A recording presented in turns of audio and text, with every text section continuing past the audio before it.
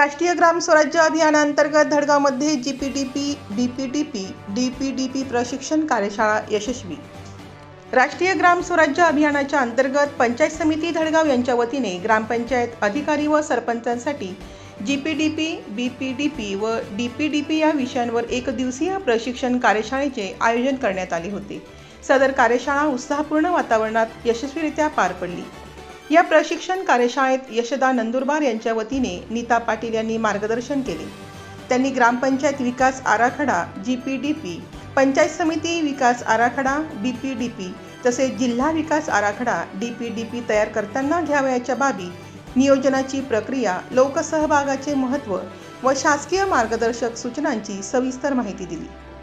कार्यशाळेदरम्यान सरपंच व ग्रामपंचायत अधिकाऱ्यांनी विविध प्रश्न उपस्थित करून शंकांचे निरसन करून घेतले।